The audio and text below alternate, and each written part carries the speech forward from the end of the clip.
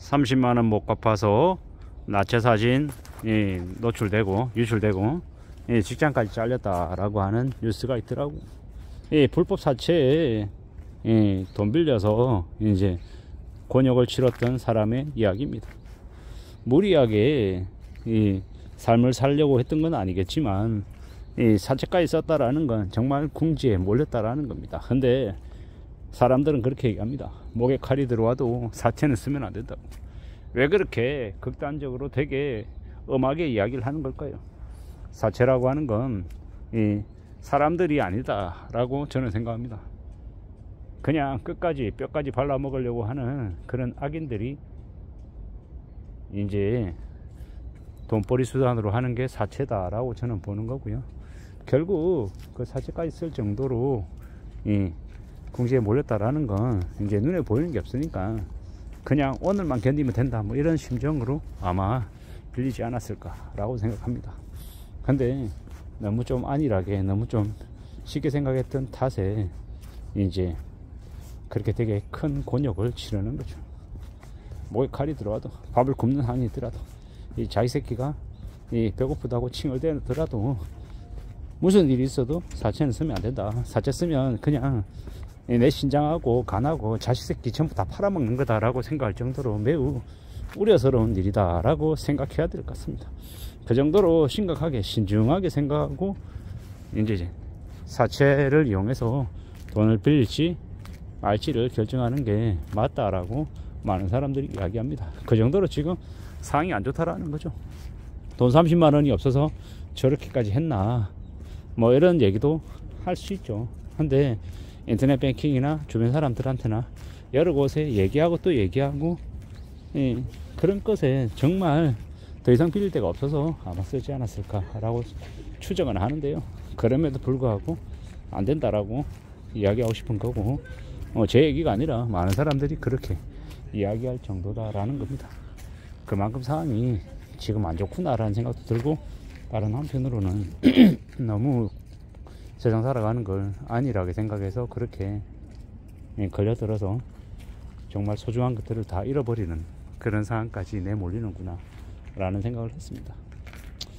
어떤 식이 되었건 간에 살아가는 것은 각자 자기만의 결정인 거고, 자기가 또 책임을 져야 되는 거고, 여러 가지 이제 어려움이나 여러 가지 이제 곤욕스러운 상황들을 다 맡게 되는 것 같습니다. 쉽지 않다라는 건 분명히 인정해야 될 사실인 것 같고요.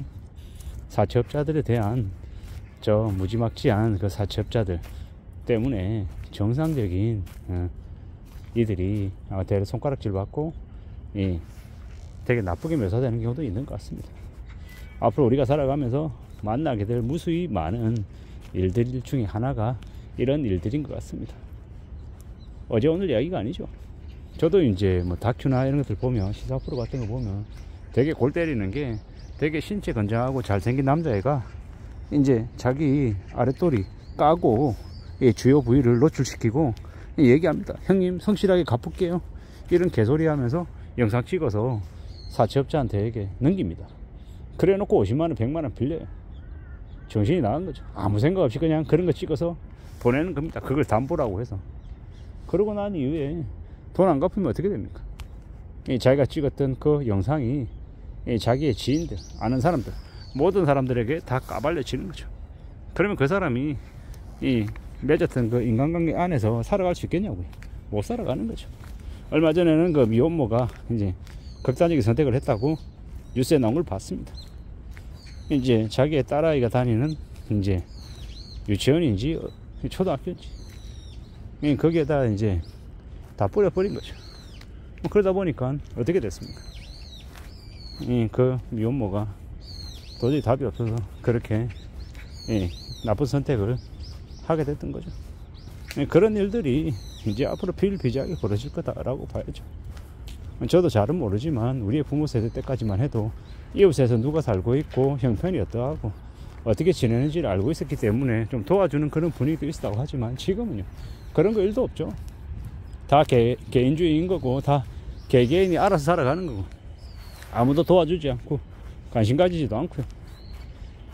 그런 시대가 되다 보니 더욱더 이제 고립되어서 사채업자들에게 그런 수지심을 담보로 해가지고 돈 빌리고 또 더 큰 어려움을 겪는 경우도 많고 좀 많이 복잡하고 많이 엉망진창인 것 같더라고요.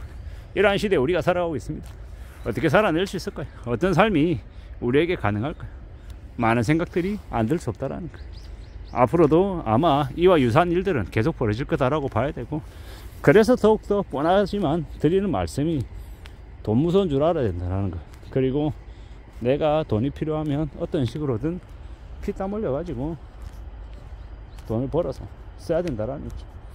있어도 그만 없어도 그만이다라고 얘기하고 너무 안일하게 쉽게 얘기하는 놈들이 너무도 많은 시대인데, 그렇게 말하는 놈들이 다 가짜이고 사기꾼이고 쓰레기다라고 봐야 되겠습니다. 꽤나 험난하고 험악하고 무서운 시대를 우리가 살아가고 있다라는 거. 그래서 우리의 삶을 어떻게 좀 설계해 나가고 어떻게 좀 다듬어 나갈지를 잘 궁리해야 될 것 같습니다. 그렇게 지내야 안전하게 살겠다라고 각오를 해야, 그래야 우리가 이 삶이 추락하는 걸 막을 수 있을 것 같습니다.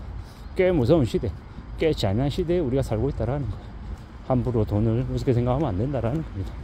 돈을 우습게 생각하고 만만하게 생각하고 쉽게 대하다가는 큰 코 다칠 수 있다라고 말씀을 드립니다. 지금의 시대는 꽤 무서운 시대다 라고 명심하고 지내면 좋을 것 같습니다. 트럼프 2기 정부가 들어서고, 트럼프는 한국을 머니머신이라고 부를 정도로 그냥 대놓고 다 뜯어먹겠다라고 작정하고 있습니다. 그러면 한국은 얼마나 힘겨워지겠습니까? 지금의 윤석열 정부 아래에서는 아무 생각 없이 대통령의 경제를 어떻게 다 알 수 있냐, 이런 무책임한 발언을 하는 놈들을 이제 그 자리에 앉혀놨더니 경제가 더 엉망이 되어버렸죠. 이런 시대를 우리가 살아가고 있습니다. 어떻게 되겠습니까? 참 암담하고 답답하고 앞이 안 보일 정도다 라고 이제 생각하는 이들이 많죠. 결국 우리는 우리 손으로 뽑은 지금의 정부 덕분에 나라가 더 빨리 망하고 있는 것 같습니다.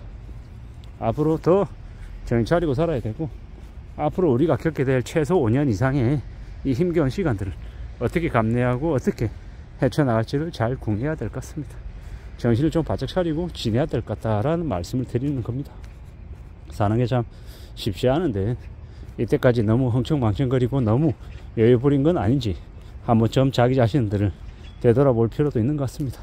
안전하게 살아야 되고 좀 더 조심하며 지낼 궁리를 해야 될 것 같습니다. 그러한 궁리와 그러한 대책 마련이 우리를 더욱 안전하게 만들어주지 않을까 라는 생각을 해봅니다.